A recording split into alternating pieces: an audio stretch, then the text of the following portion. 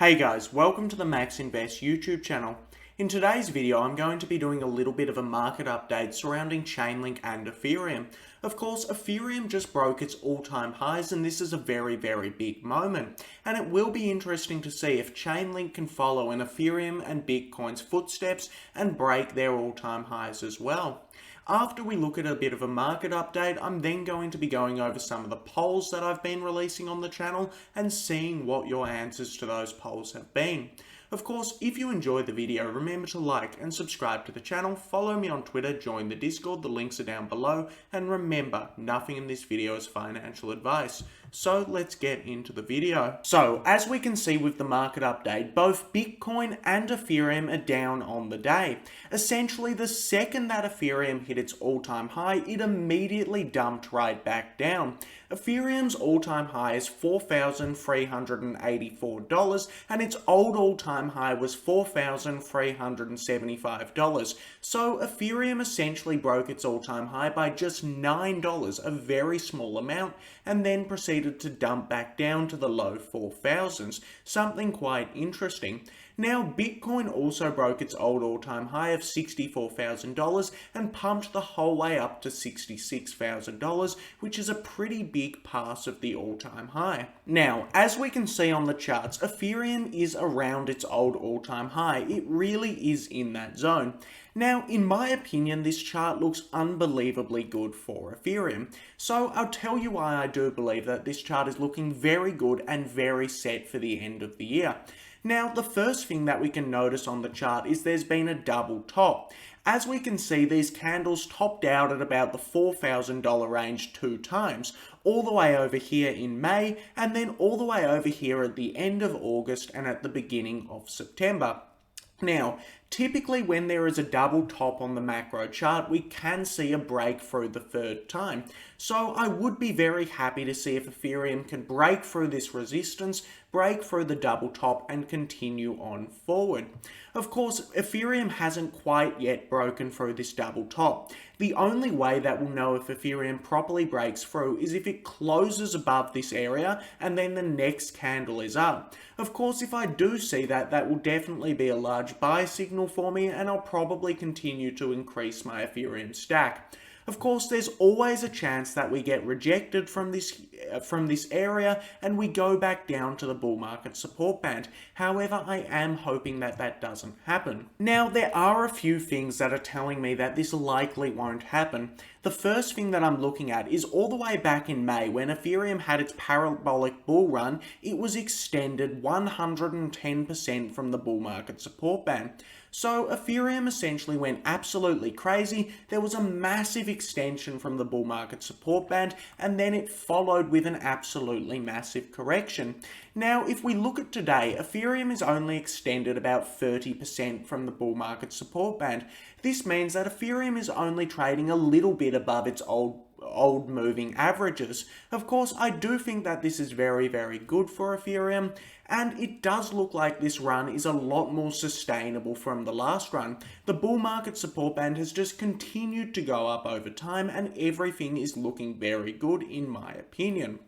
Now, the next coin that I do want to take a brief look at is Chainlink, and as we can see, while Bitcoin and Ethereum are dancing around their all-time highs, Chainlink is not. Now, in fairness, most of the other altcoins are yet to break their all-time highs. It's mainly just Bitcoin and Ethereum that are up in this all-time high range. And the reason for that is because typically the big blue chip cryptocurrencies like Bitcoin and Ethereum will move first and then the rest of the market will follow. Now, I believe that Chainlink's time to shine is going to be when Bitcoin and Ethereum start to stabilize. If we see Bitcoin sitting at around $80,000 or so and Ethereum sitting at around $7,000 or so, just stabilizing, well then I think that'd be Chainlink's time to shine. Of course, this doesn't mean that Chainlink won't go up against the US dollar, however I do think that Chainlink actually has a little bit more downside against both Bitcoin and Ethereum. Regardless, Chainlink is sitting above its moving average, and I would be excited to see Chainlink to push back up. However, I do believe that we're probably going to need to wait for the end of the year to actually see some movement in Chainlink. Of course, if you disagree with me, type it down in the comments below. It is an interesting discussion. Now, the market update was the first thing that I wanted to go over in this video, and of course if you watch the channel you'll know I don't talk about prices too much. However, I thought this was probably a good time to do so with Ethereum and Chainlink going very, very well. Now, the last thing that I actually wanted to talk about in this video is some of the polls that I've been doing lately.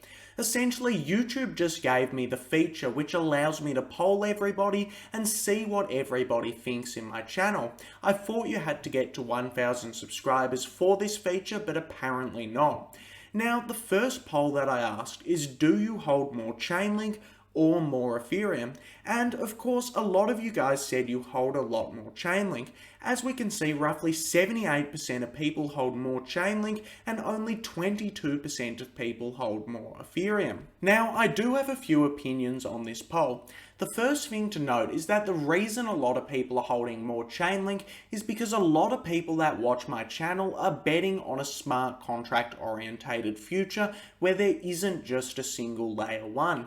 Of course, we could have a smart contract future where there's a whole bunch of different layer 1s such as Avalanche, Ethereum, Solana, Binance Smart Chain, and then what happens is Chainlink will bring all of this together.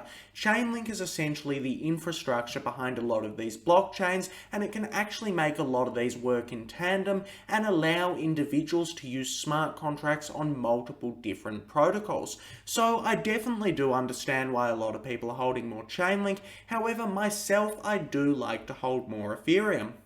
Now, there are a few specific reasons for this. The first reason that I like to hold the most amount of Ethereum in my portfolio is essentially because I do believe that there are going to be a large amount of network effects. I believe Ethereum is already the dominant layer 1 and it has a significant amount of network effects. A lot of people are going to be using Ethereum simply because of the fact that everyone else is already using it, and it should engulf most of the space. So I do only see a couple of winners in the layer 1 space, and I think Ethereum is the clearest bet on that. Now, the next reason that I hold the most Ethereum is because essentially I don't think all of the other blockchains and layer 1s are scaling the right way. The way that Ethereum is scaling is that Ethereum is scaling via the layer 2. Now, there aren't many other chains that are actually planning on scaling via the layer 2. The only one that I know of is Tezos, and Tezos is a long way behind Ethereum. So I think that Ethereum's scaling approach is superior, and I do like to hold more ETH. Of course, I still do hold a lot of Chainlink, and I think both Chainlink and Ethereum make up a good portfolio. Now, the next question that I asked what is the most important aspect of Chainlink? Of course, we all do know that the most important aspect of Chainlink is kind of data delivery, so I decided to exclude this from the poll. As I can see, most of you answered cross-chain interoperability protocol, which got 76% of you. Now, in my opinion, this is a pretty fair answer. Chainlink's cross-chain interoperability protocol essentially allows all of these different blockchains to connect with each other. It's a lot more secure than bridges, and what it does is it allows individual actors to use a smart contract and gain access to multiple different protocols. For example, if somebody wanted to yield farm, say Coinbase wants to deliver the best yield for their customers, what Coinbase can do is they can use Chainlink's cross-chain interoperability protocol to go off and get yield from all of these different blockchains and bring it back to Coinbase. Now, in my opinion, CCIP is going to be a very huge part of Chainlink, and this probably is one of the most important aspects of Chainlink. However, myself, I probably do think that enterprise assistance is almost more important than CCIP, and the reason for this is because Chainlink is spending a lot of money getting some of the biggest companies into the world on chain right now, and essentially Chainlink is the way that we can actually link these traditional companies with the blockchain. So myself, I would have probably gone with enterprise assistance. Now, the next question that I asked, what is the most exciting Ethereum rollup? As we can see, 67% of people believe that Arbitrum is the most exciting Ethereum rollup. Of course, I do understand this, as Arbitrum is already out, everyone can actively use it, and it's working very, very well. Of course, Arbitrum also uses Chainlink sequencing, so I can see a lot of you guys liking it. However, in my opinion, I think that Starknet is probably the most exciting Ethereum rollup, and the reason for this is because Starknet is going to deliver the first zero-knowledge Ethereum rollup. Of course, the benefit of ZK rollups is essentially they are a lot faster and a lot more efficient than optimistic rollups, so I am very excited for Starknet.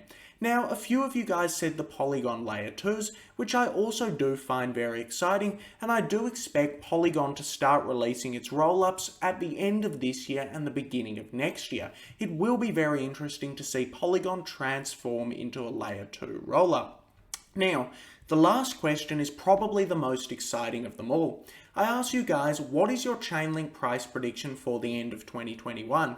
And as we can see, a couple of people thought Chainlink would stay between the $30 to $50 range. However, the majority of you guys, 53%, believe that Chainlink can do a 4x and get to $100 by the end of 2021. Now, in my opinion, I do believe that this is possible. If we see both Ethereum and Bitcoin go to a much higher price and then stabilize around that higher price, we can see Chainlink go on a run. And I do believe Chainlink has a big run left in it. Of course, we know that with crypto, a lot of the gains come very, very quick. Crypto can sometimes just trade sideways and then instantly go on a big bull run. However, in my opinion, going for $100+ is probably a little bit too optimistic. Myself, I do see Chainlink around the $75 mark. I can see Chainlink breaking over that $50 mark and hopefully getting around the $50 to $75 mark by the end of the year. Now, it's a bit more conservative, however, I would be very, very happy with it, but we will just need to wait and see. Of course, I would rather be on the conservative side for this. Regardless, it would be really great to see if Chainlink can follow in Bitcoin and Ethereum's footsteps and break that all-time high by the end of this year. Anyway, this brings us to the end of the video. If you enjoyed the video, remember to like and subscribe to the channel, and thanks for watching the video.